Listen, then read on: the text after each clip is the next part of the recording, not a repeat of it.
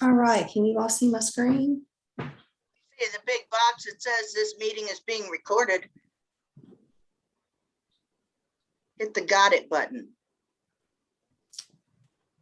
I don't have that on my screen. It comes up on everybody's screen. You just have to accept it Oh, or I get see. off, or get off the phone, you know. I was like, I don't see that on my screen. It's just letting us know you're recording us. All right, now can you see it, Laura? Yes. Okay, perfect. Well, thanks for being here today. Before we get started with our panel session, I just thought I would run through the agenda real quick and go over some formats and tips, and then we'll get going with our great panelists that we have today. So joining us on our panel for succession planning, we have a few different folks who are on boards and on search committees, and also some new executive directors. So we have John McInhill, who is the president of the board and on the search committee for New River Community Action. And also joining us with New River Community Action is Kim Fernandez, who's their vice president of the board, and Crystal Thompson, who's their new executive director. And then we also wanted to showcase a different size nonprofit organization who has also gone through a transition. And so we have asked Jean Haskell, who's the president of the board and on the search committee chair for the Montgomery Museum of Art and History. And also joining us is Casey Jenkins, who is their new executive director. And so hopefully by having, different folks from different organizations on, you'll get an idea of how they went through succession planning. As always, if you're not speaking, if you could please mute your microphone.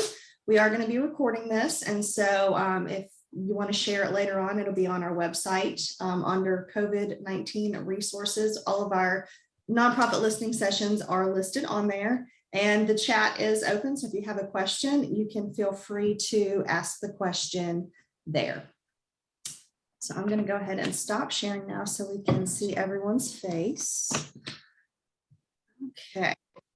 So the first few questions that I have are more geared towards our board members and our search committee, and then I'll transition a little bit to some of the questions for executive directors.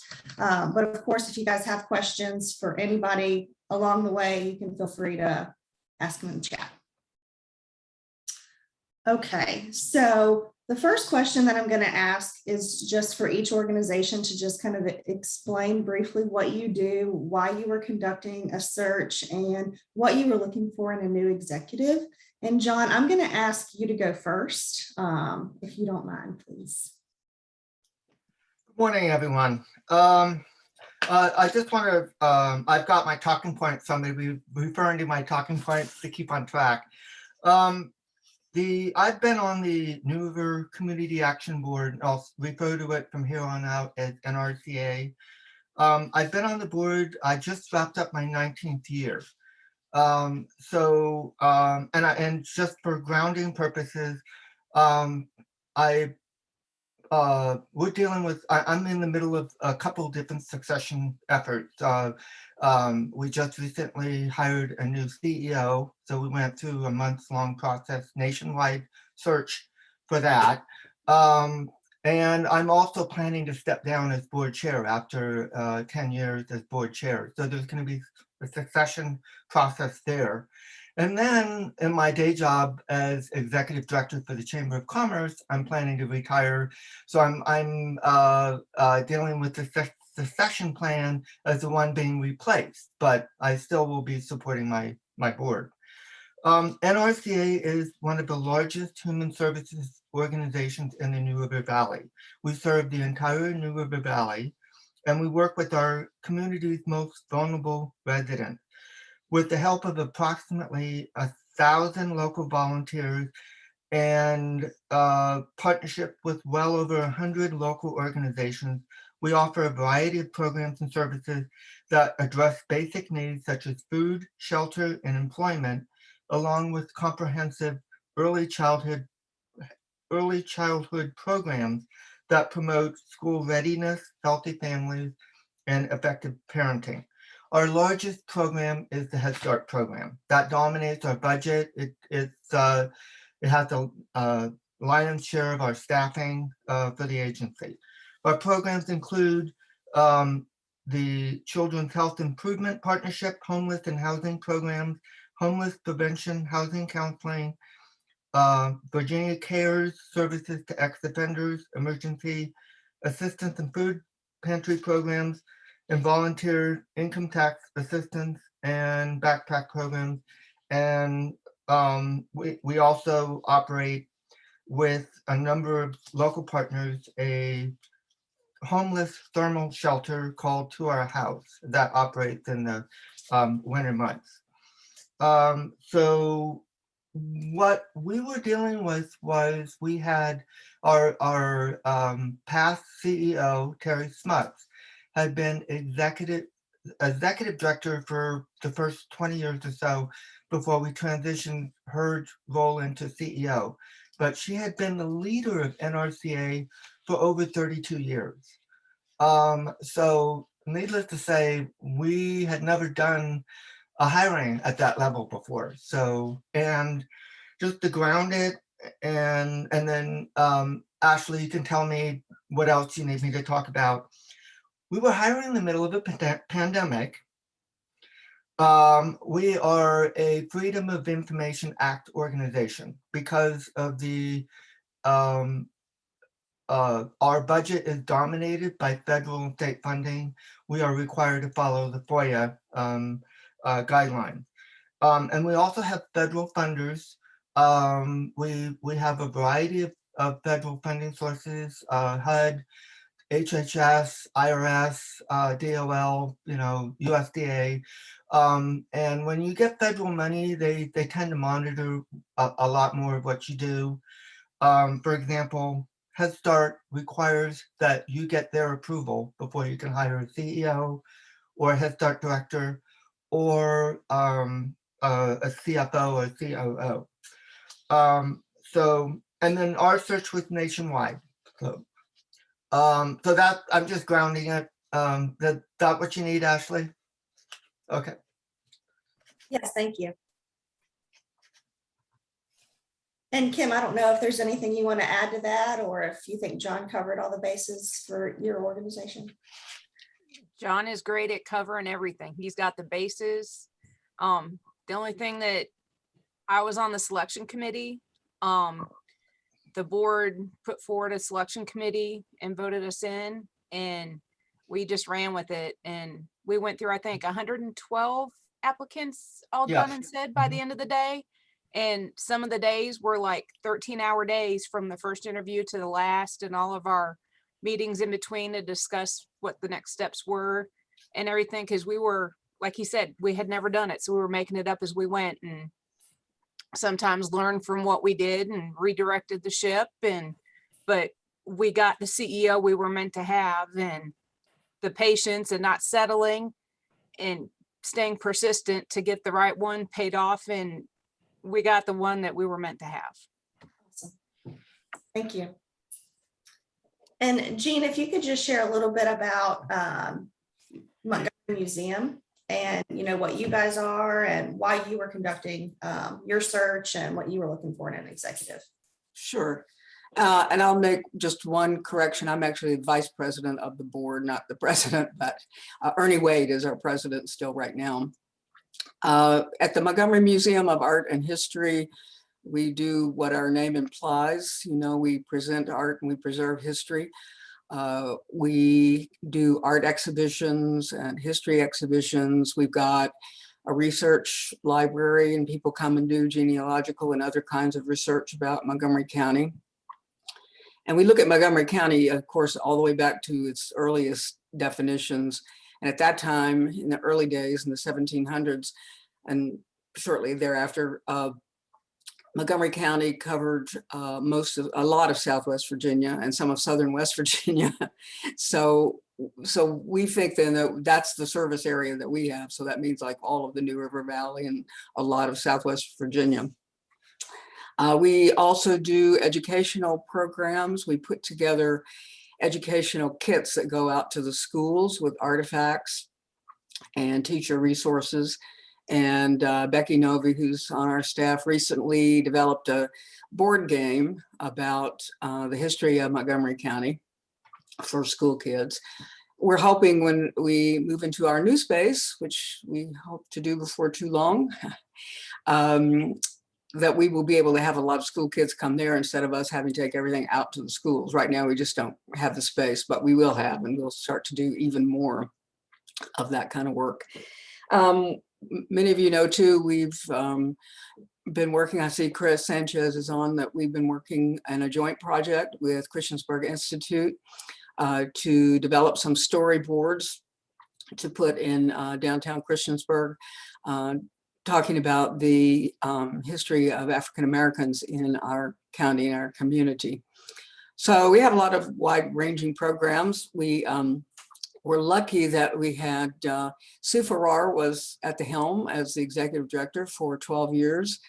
And Sue really understood succession planning and knew to let us know a year in advance what her retirement date was going to be, so that we had a long time to think about and start planning what we were going to do to get a replacement for her. So, and our personnel committee and policies had been working quite a while on redoing a lot of our policies, and came up with, what ultimately ended up in being the job description for the executive director. It kind of got expanded some a little bit from the years that Sue was doing that. So then we advertised pretty widely. We advertised both locally, and then we advertised through a lot of arts organizations, and like Virginia Association of Museums and American Association for State and Local History and so forth. And we had a lot of really good candidates, and we narrowed it down to 4 to do interviews. And we were completely impressed by most everybody, but most impressed by one of our own, Casey Jenkins, who was already a member of our board and did a stellar interview, I'll say. And so we ended up hiring Casey, and he started in June 1. And the great thing was, and he'll tell you this, I'm sure, Casey, that Casey and Sue overlapped for a whole month. So not only was he a member of the board and had a lot of that history, but then they worked together for that month, and that helped a lot too. So that's kind of our story. Thank you. And you kind of already answered this, Jean, so I'll stay with you. Okay. How much time did you have to find a replacement, and what do you feel like is an appropriate time? So you mentioned that you had a year since Sue let you all know. Do you feel like every organization might not have a year? What do you feel like is an appropriate time? Well, you're right. Not every organization has that luxury, but if you've got somebody and they are going to retire and they can let you know, you might let them know, if you're going to be retiring anytime soon, if you give us a lot of lead time, that would really help.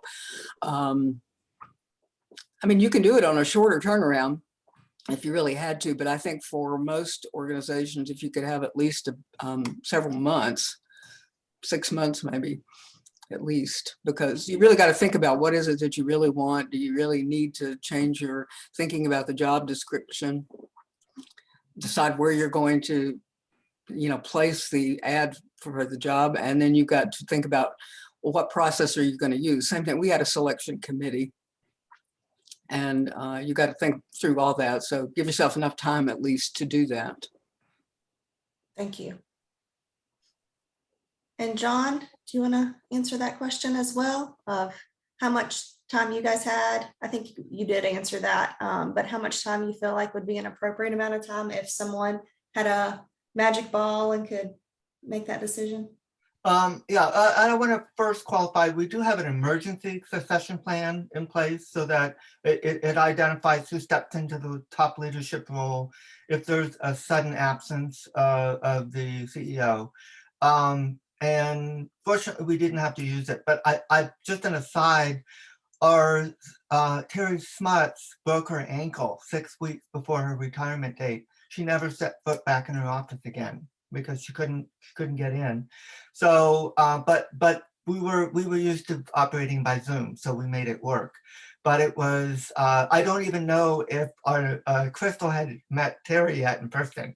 But no, not yet. So, but Terry told her husband first and then told me second. I knew before her kids. But that speaks to the relationship that we had. We had 19 years together. She told me at least a year and a half in advance. So we were able to create a thoughtful process and map out how we wanted to do it. There are inherent differences between hiring a CEO and any other member of the staff. It's a unique position. It's someone who reports to a group of people rather than one supervisor or even just a few. So we have the challenge of, like the museum did, we had a search committee, but we also needed to give the rest of the board buy-in. So, but I don't know if you want me to cover it, but we had a lot of work that we did in the front end, including notifying all of our stakeholders before we even advertise. That's an essential first step. I think is you've got to put the word out that the CEO is retiring or leaving, and give everyone the assurance that there's going to be a well thought out process, and answers the question, why is there going to be a transition? So we ended up having Kim was interviewed for a I forget what TV station it was, WSLS, or do you remember, Kim? Fox? Oh, okay. I- It was that Fox station, that's part of WDBJ, I think. But it got carried by all the local media. It went out to all of our donors, our funders, our volunteers. That's an essential first step in my mind. And then for me, when I made the decision that I wanted to retire, and my retirement got put on hold by the pandemic, but I had intended to retire toward the end of last year. That was on the front page of the Floyd Press, because the other thinking and putting the announcement out is you're signaling to potential local applicants there's an opening, so they can start getting ready to apply or asking questions about the position. So, did you want me to go into the process at all, or hold off on that? That's the next question, is kind of like, how did you craft the job description and market for the new position? Like, what was your call to action for applicants? So if you want to go to that one, we certainly can. Okay, great. So first off, the board made some key decisions in the beginning. Our intent was to have a 6-month overlap between the new CEO and the outgoing CEO. So we budgeted for it, but we had enough notice that we were able to put it in the next year's fiscal budget.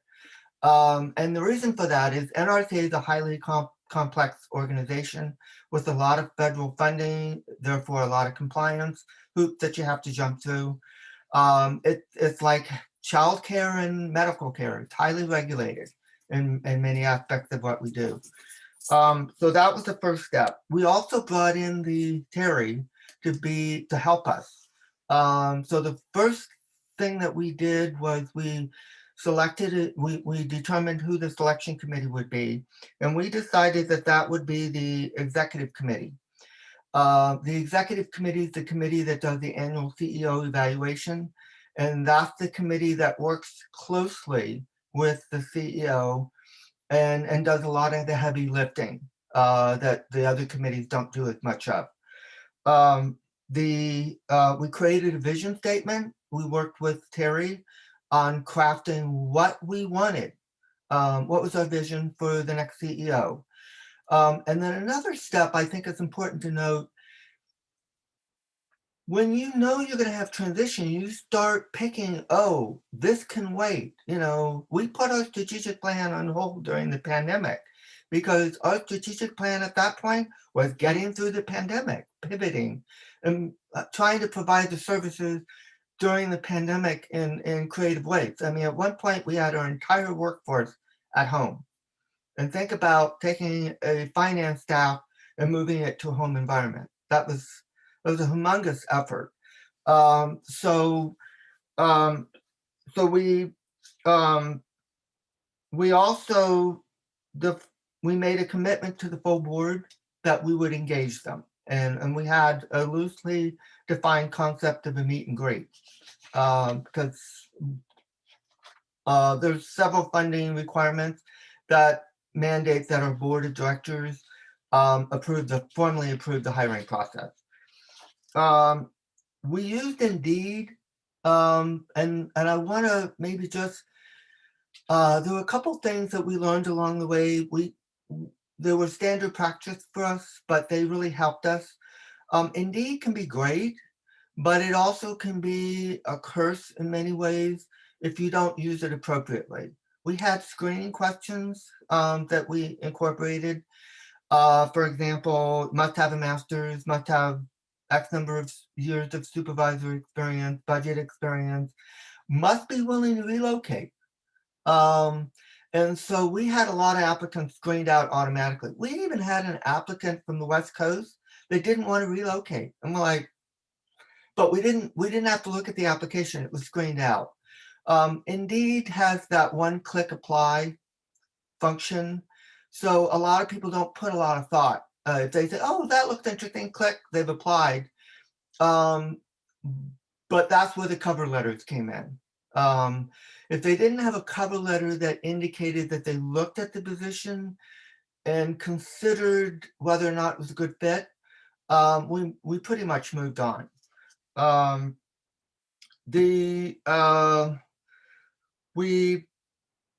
Let's see, I'm jumping around. We had a selection committee. Terry helped us screen the candidates for interviews, and she was available for the candidates if they had any questions.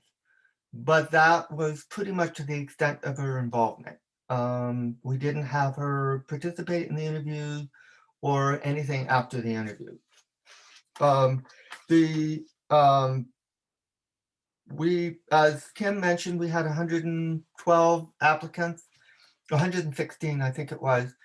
So we started in December, started scheduling interviews, and we wrapped things up, I think, in late April. We had applicants from all around the United States. So we had 2 candidates that we made offers to. But unfortunately, we realized we were dragging the process out too long. So one of the things that we did to tweak along the way was tighten up the timeline. You know, we essentially had 22, 23 people at the table that were involved in helping us decide if we had the right candidate. That was all of the senior staff. That was 6 senior staff members that were participating in the meet and greet, along with 17 board members. So as we realized that the process was getting drawn out, because we made offers to 2 candidates, and one, we were about 8 hours too late. They accepted a job offer from someone else. We started pre-scheduling times for the full board to be available for meet and greet. And that's one lesson we learned hard. But in the end, it all worked out for the best. We got the person that we felt was the right fit. And for those of you who are going to go through the process, it may take a long time, but sometimes you get more clarity the more interviews you have about who the right fit is. And I think by the time we got to Crystal, when we finished the interview, we were all looking at each other right after the interview and said, she's our person. I mean, we just knew. She checked all the boxes. She said all the right things. Another thing that I think was very critical was providing information for the candidate. Our website's very robust in terms of information that we make available to the public. The public can see our bylaws, our work plan, strategic plan, audit, host, program presentations. We also were recording the board meetings that we had, and we posted them for applicants to see, so they could see us in action as the board. Because if I'm looking to be to considering an organization that I might want to be the CEO or the executive director of, the board makeup and how the board functions is a very, very, very important thing for me. So we had nothing to hide. We just put it all out there. We learned along the way later in the game to be a little more open about salary range. We had a salary range based on salaries, tools, and the amount of funding that we have available to sustain the salary. There are a couple things we learned late in the game. I was the point person for making the job offers. After the first one, the candidate was asking very hard questions. I started mapping out talking points for making the job offer. But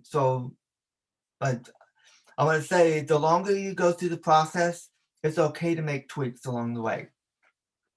I don't know if I covered everything. Oh, one other thing that we used, we went to successive rounds of screenings. And along midway through the process, I started developing a spreadsheet because we were getting meeting fatigue. As Kim mentioned, there were days that we were meeting 13 hours straight. And Zoom made it easy.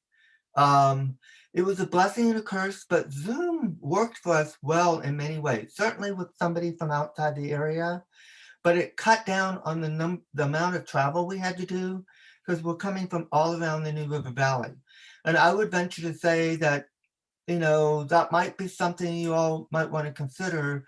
To lessen the burden for the selection committee is to do everything by Zoom. It certainly didn't hamper us in any way. We got a good sense of who the candidates were and if they were a good fit for us or not.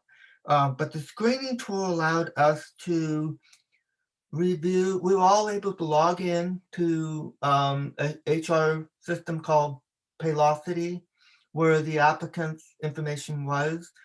And the software also allowed us to compartmentalize, like, okay, these people aren't going to be considered, so they get put into this status, or these people are going to be selected for an interview or have completed an interview, they get in this status.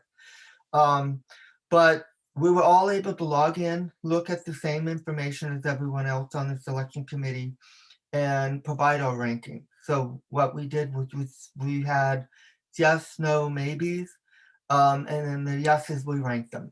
And then we picked our candidates based on the rankings. Did I leave anything out, Kim? Anything important? Okay. Thank you, John. Gina, I'll pass it to you. Of how did you guys craft your job description and market for your new position? Yeah, well, I covered a little bit of that before, but I'll just say when we did, our search committee was also our executive committee. But when we crafted the job description, then we took it to the board, the whole board, so that they could approve it. And then when we decided on the candidates we were going to interview and set the interviews up, we invited any board members who wanted to come to that, if they had a desire to. And when we made our recommendation about the candidate, we of course took that to the board for approval before it was ever announced and before we actually offered Casey the job. So, a similar process. One of the things we did for sure, though, we wanted to make sure that the candidates that we were interviewing got to also have some private talk time with our staff.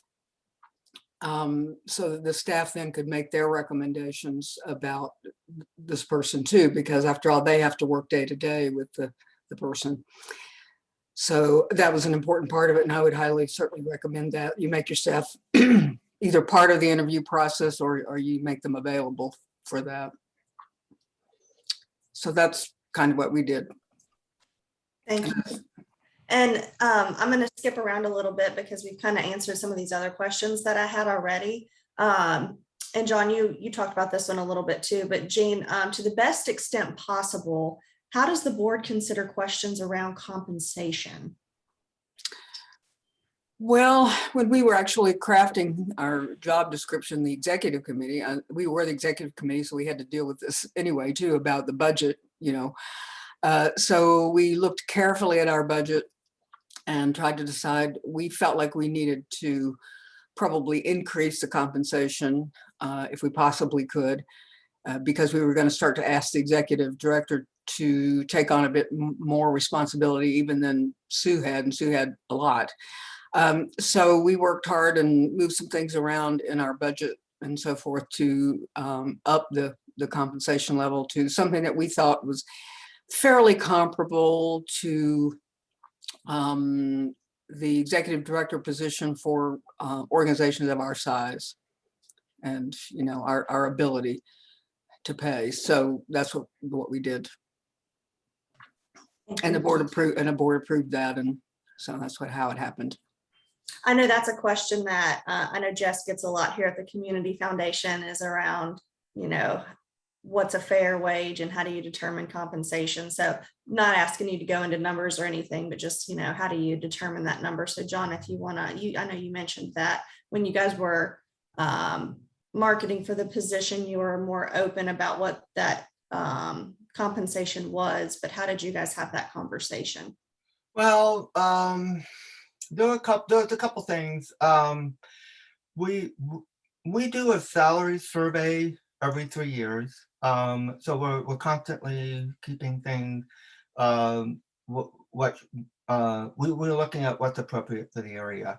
But I'm going to skip around a bit, but I think I'll answer everything.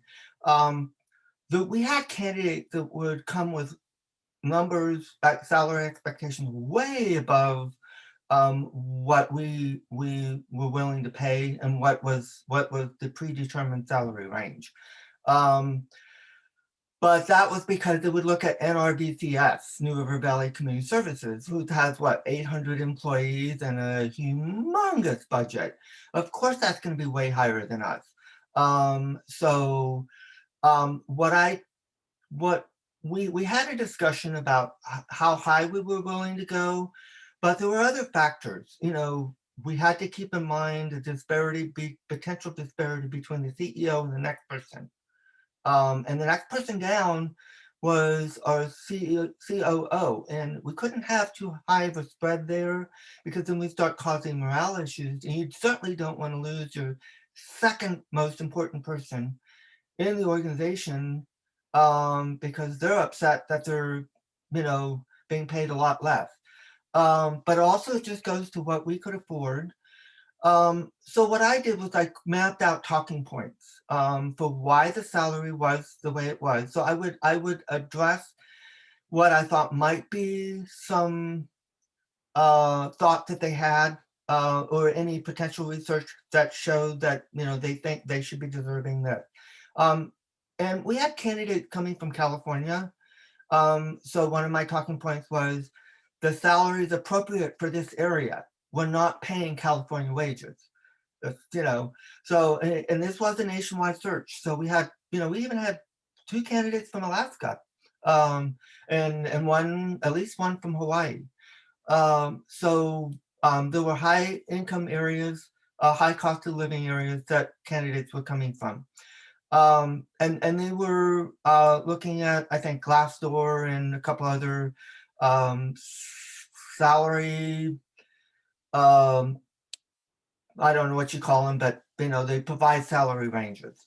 But you have to also remember, you know, Carillion's a nonprofit, so they can kind of contaminate the range in some aspect for smaller nonprofits and nonprofits such as NRCA. The other important thing I just realized, we made Terry very available. We were FOIA, so we're used to being very transparent because we're required to. But we were an open book. I freely, if I sensed that anybody had any issues with salary and we really wanted to keep that person in the mix, I made it very clear to the candidate that they were free to reach out and talk to Terry. And we were transparent about what the current CEO was making. Again, public record, you can find that in the 990. So there was no reason to keep it a secret, and whoever we hired was going to find it out anyway. So, and I was also mindful of that. Everyone we talked to that was a serious candidate, I was always mindful of, we weren't going to, we were going to be fully transparent, because once that person became CEO, they were going to know all our secrets anyway. So that makes sense. It makes sense. Yeah. Did that Yes. answer the question? It did.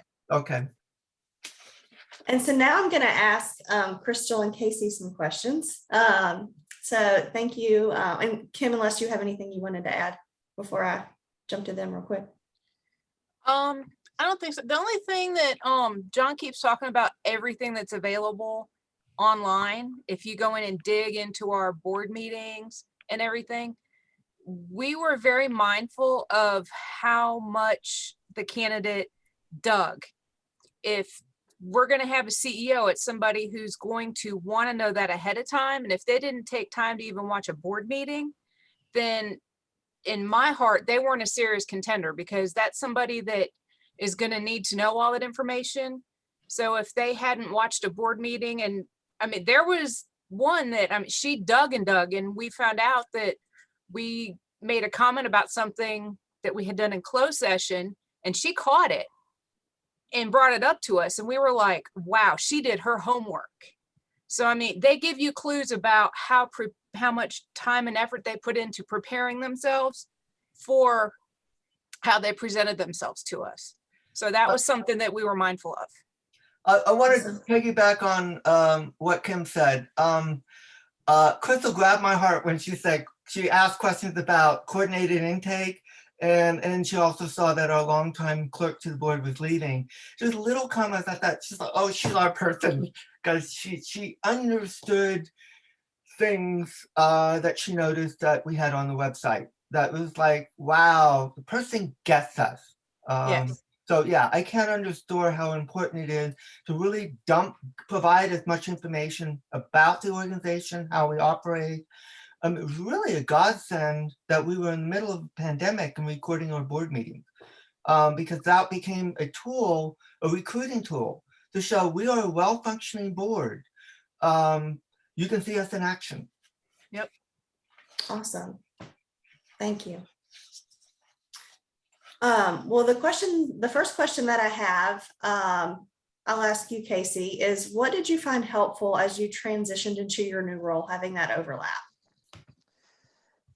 Yeah, so I think first and foremost is the overlap itself. As Jean had talked about, that was about a month that I was able to overlap with Sue Farrar, and she was able to really kind of flesh out, 12 years of institutional knowledge, which, is always one of the big fears is someone who stays for that long and then they leave, how much institutional knowledge do they leave and not, leave here at the museum. So that overlap really was what that month was all about, was to kind of in a month catch me up on 12 years, sort of say.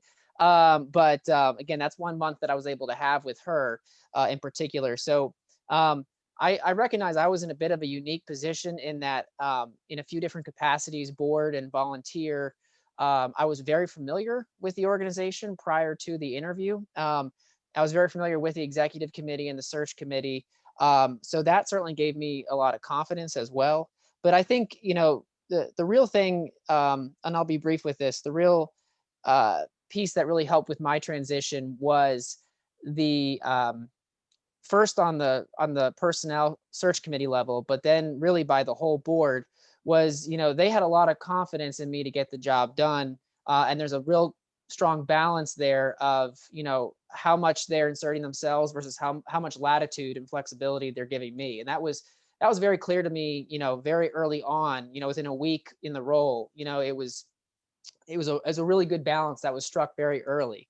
And when you set that tone and that pathway early, I think it really sets up a good recipe for long-term success. So that was another nice blend and balance that I was able to find really early, and a credit to the personnel committee, as well as the board at large. And so that familiarity goes a long way. So I think that sort of hopefully answers that question a little bit. Thanks, Casey. And Crystal, if you want to answer that question of what you found helpful as you transitioned into your new role. So I had about 6 weeks overlap with Terry. And as John mentioned previously, it was not how we originally envisioned it. She was not able to be in the office due to an injury, but we did Zoom every day, half the day, long periods of time. And I still have her available as a consultant, which I'm eager to use, and just kind of as, if I ever have a question, I know she is available to me. The other thing that with the transition and the overlap is John has always been available, and we have weekly calls. With that being said, I mean, there is so much knowledge in this agency, and we're so transparent, and there is very little turnover, that there is just a wealth of information inside NRCA. So I always have somebody to get my questions answered. One thing that the pandemic has taught us is we all have to be fluid, and Zoom is a wonderful thing. So, even though Terry wasn't able to be in the office with me, and I have yet to meet her in person, I feel like I know her. So it has really been beneficial. But I think the 6 weeks was good. I know they originally said 6 months. I think 6 months probably would have been a little bit long. I could have used probably a few more weeks. But like I said, Terry is available for consultation. I think when you hire a CEO, you hire that personality and that character. And I think many CEOs and executive directors are decision makers and, have a hard time kind of staying hands off. So once you kind of learn the job, and it depends on the amount of experience and knowledge that they're bringing to the table, of course, it's kind of hard to sit on your hands and not be active. So I think 6 months might be a little bit long, but certainly, 8 weeks, 3 months would be very appropriate. And I have found it very beneficial to have Terry right alongside of me. Without her, I think this job would have been very difficult. Everybody, even though there was a lot of knowledge here, everybody's got their own job and everybody's really busy. So having one person dedicated to training me. Also, the timing of my hiring was very, very good. We had a couple of webinars, national webinars with the Community Action Partnership that I had available to me within the first 2 or 3 weeks. So that was excellent. And just kind of speaking to Kim and John's point about our transparency and everything being available on our website, and having access to so many documents, I did a lot of kind of pre-learning. In addition to them searching for me, I needed to make sure this was a right fit. So I spent a lot of time kind of digging into those documents. And so when I got here, I felt like I already had a good working knowledge of the relationship and just what New River Community Action was about. Thank you. Actually, can I add something real quick? Yeah. Actually, Crystal reminded me of something. One of the other things really quick in terms of what made the transition easier is, a lot of nonprofits have a lot of things going on, and I'll certainly say that our museum, I think, is somewhere close to the top of that list in terms of things that are going on right now. But so being in the midst of that transition with so many other items that the museum is engaged with, the board, and I know Jean could tell you this, she's here almost every day.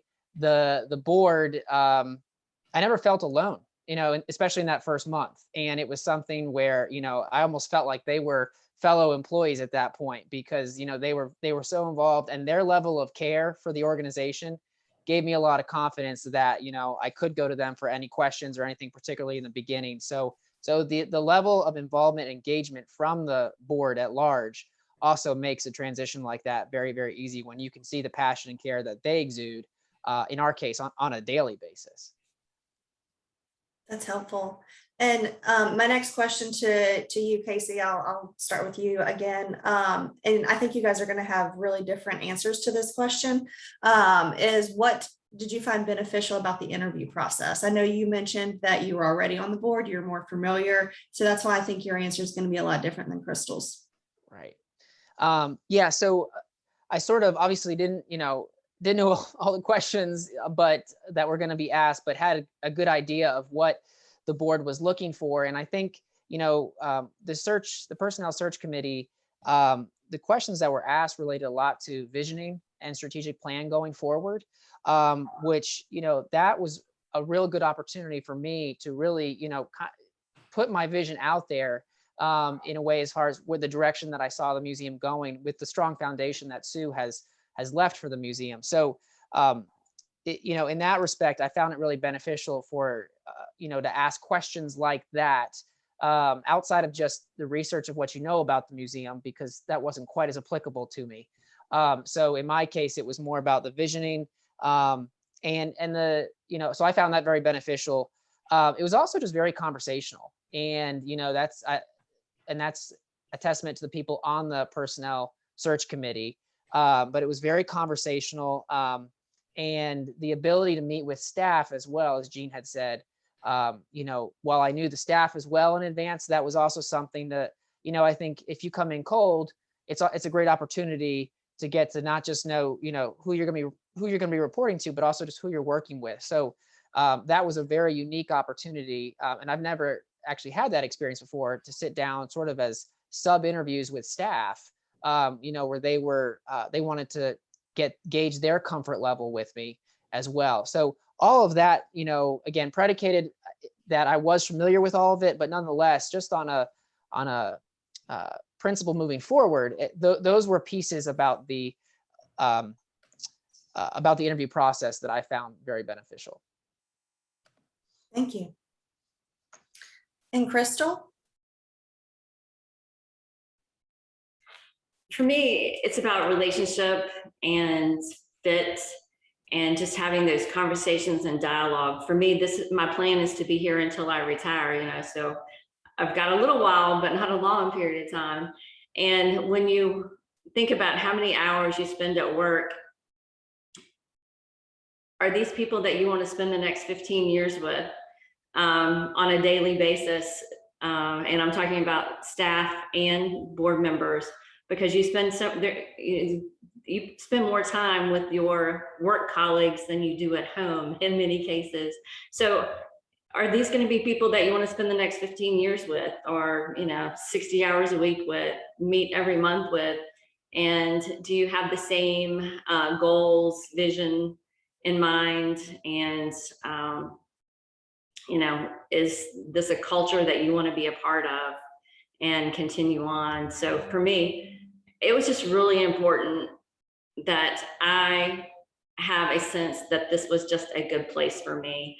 And because we had so many Zoom meetings, and I met with Kim, I think there were 3 interviews, and John, that they were a part of, you know, are these people I want to work with? So that was, I mean, I was getting a lot of the detailed information from that board website we discussed, but more important for me were relationships. Thank you. And this is a question that I'll just kind of open up to all panelists. You know, if you had, you know, a piece of advice that you could give to organizations that were planning for a transition, what would that be? So just any advice that you have to give to an organization that might be going through a transition period soon. I would like to answer that if I could. Yeah. It's the transparency. I think it is really important from the candidates' viewpoint as well as the boards to just be totally transparent with each other, because this is a marriage, basically, you know, and it can be a good marriage, it can be a bad marriage. But the most important part is that, you know, you work out as much ahead of time so you can make those decisions whether you want to get married or not.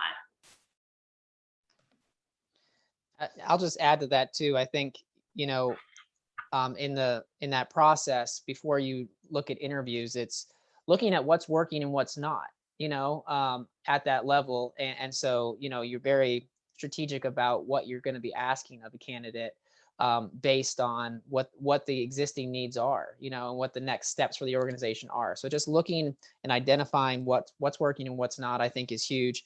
And to the extent where you can have the luxury, building in the time, obviously, is huge. For me, I think I'm going to cheat. I'm going to say two things jump out. Be super flexible. Be prepared to tweak things along the way, and we did. But we also have plan Bs in place. For example, if we didn't have somebody hired by the time Terry retired, and we were flirting with that possibility in case, you know, somebody had a long notice they had to give. We had a plan B. Terry was going to stay on very part-time, do very basic stuff to keep the organization going. But I would say I think a big part of our success was bringing everybody on board. The senior staff, the board, and stakeholders were also had some skin in the game when we're reaching out for what do you want to see in the next CEO. But particularly as we worked through the process, the senior staff and the full board were kept up to speed. We did the meet and greets, gave the candidates, the finalists, the opportunity to meet the key members of the senior staff, the ones that they would be working with closely, the person, and the full board. So they're all given the opportunity to introduce themselves and ask questions in the meet and greet. But I think above all else, divide and conquer too. It doesn't make sense. I really leaned on the selection committee. We split up the references because the more you divide and conquer, the more brains you have working on it. You don't have one person trying to handle too much of the process, and it lives and dies by that one person's the way they handle it, if that makes sense.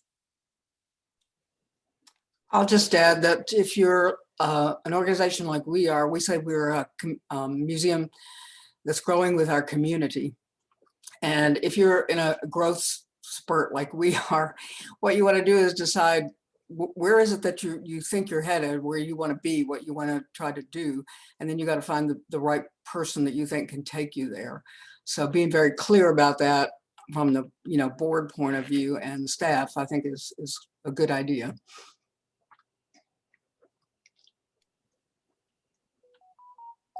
I think the one thing that we learned that helped us the most at the end was pre-planning the meet and greets instead of going through and all the senior staff and all the board members being able to get everybody together at one time to schedule that, to get everybody in, was next to impossible. And that's what made everything draw out so long.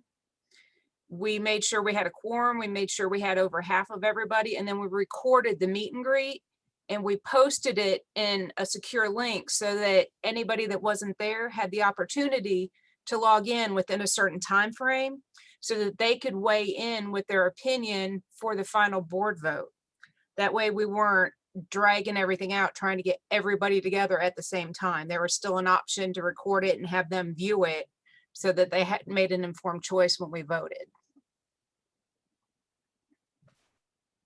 Awesome. Thank you all for answering that question for me.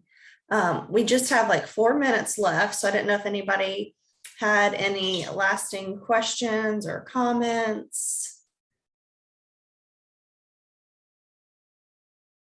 I know we wanted to talk about board succession, and maybe I'll just jump into it real quick. Okay. Just because I'm heading out. when Terry told me she was going to retire, she asked for my commitment to stay on. And I said, of course, I think we both had invested so many years into the organization. We weren't just going to walk away. We wanted to see the fruits of our effort continue and be long lasting.